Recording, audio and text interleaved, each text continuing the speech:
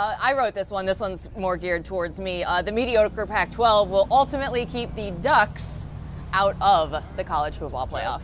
Fact or fiction? Fact.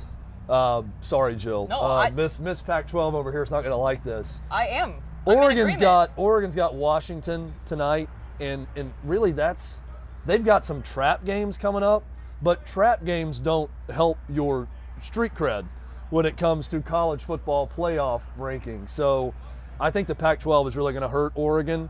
That's a great win that they have at Ohio State, no doubt about it.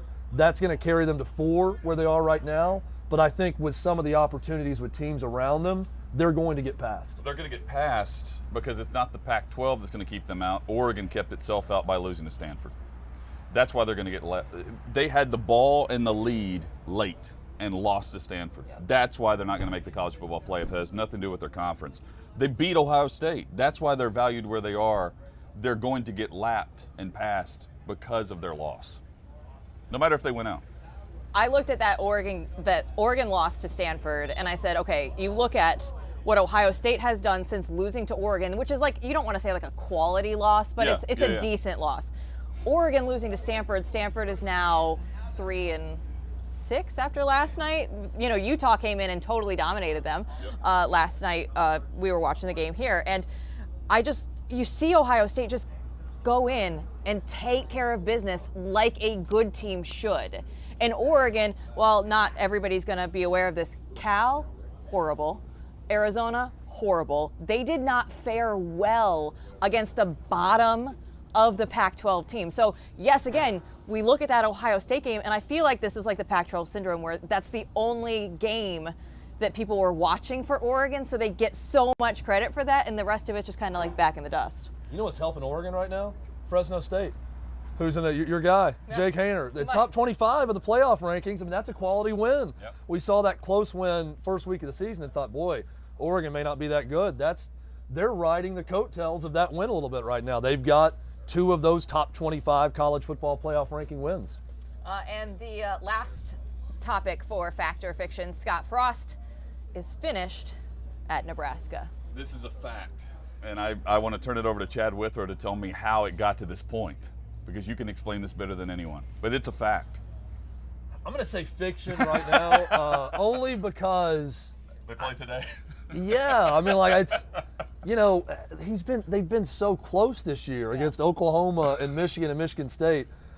I don't think they're going to beat Ohio State. Yeah. But if they went out today and upset Ohio State, they're not firing Scott Frost. That's a big leap. And here is what I'm going to give you, the inside Nebraska take on this. And this is Scott Frost's problem. Don't get me wrong. I'm not making an excuse. Right, I know. Their hope is that when Adrian Martinez is gone, they can do something.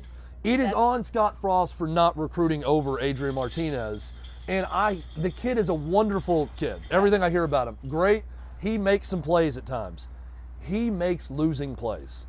It's the bottom line with Adrian Martinez. When it's close, he will screw it up. You expect that has been his track record. Yes. You know it's going to happen. It'll happen today. It's going to be an inexplicable play. When they have a chance, he'll look great, and then he'll lose the game in the end. And that's been his track record at Nebraska.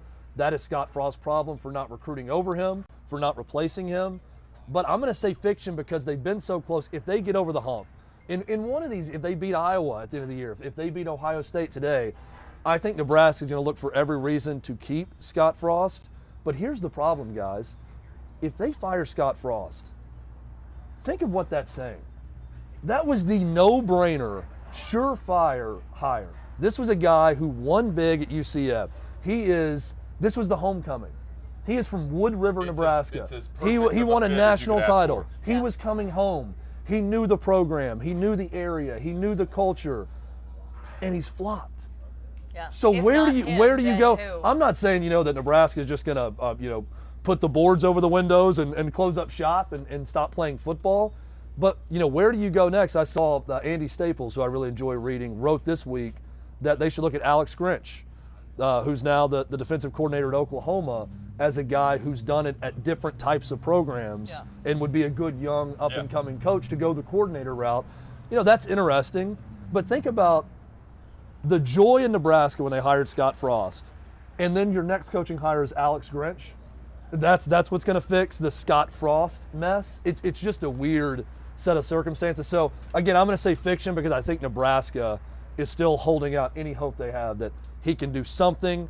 And then when Martinez isn't there, maybe they'll start winning. See, this last year when they went to Luke McCaffrey, I thought, oh, this is the chance that they have to distance themselves a little bit from Adrian Martinez. But then they went back. And obviously at that point, McCaffrey's going to transfer out. He's going to go be a starter somewhere else. It was like the opportunity, and we all knew something needed to change, and they Great practice play. They just took it right out of him. Well, and are they trying to recruit quarterbacks? It's a weird situation, right? Because I keep thinking they had the kid who's now at Rutgers, who came over from, correct me if I'm wrong, came over from UCF, transferred with Scott Frost, and I thought, okay, this guy, Vedral, this guy's going to be the guy at Nebraska. He transfers out. I mean, they've had some guys there, but it's a weird mix of how is Scott Frost in that offense not getting the Adrian Martinez, who was a big prospect at the time, like the 4 or 5 star guy to run that offense. Even at Oregon, that was something that they would say about that Oregon staff, right? Marcus Mariota was a 3-star that they found in Hawaii when they were looking for somebody else, and they got him to commit. And then they also had Justin Herbert, who was right there in their own backyard, who was a 2 or 3-star kid who had offers from like Montana. And like, oh, you can go to Oregon or Montana. Like, what are you going to choose? Well, I'm going to go right down the street. So that's been a problem that's followed Scott around for quite some time. I mean, figure out the quarterback situation if you're Scott Frost. But you're right. If they end up going, I think they have 3 wins right now. They do. If this is a 4-win team, they're not going to a bowl game at this point, which correct. I think could be the death knell. But if you have 3 or 4 wins, I'm saying they're not going to win. They're not going to win 3 more games. But if they win 3 or 4 games, I know what bowl eligibility is still. Thank you. He's done. I mean, I think we all believe that. But I'm still reserving a little bit of hope that he wins one of these big games down the stretch. But I'm not seeing it with Adrian Martinez. I am not either. That is a wrap on this week's Farm Folio. Fact or fiction? To learn more about farmland ownership, contact Farm Folio at farmfolio.net/clay or call 833-FARM-LOT. When we come back on OutKick the Tailgate, Chad, you missed out on all of the fun beverages that we had here last week, so you're going to make up for it all at once. When we come back, I'd miss out no more. No more will I miss out because the fun's about to get started. Stay with us here on OutKick the Tailgate. 12.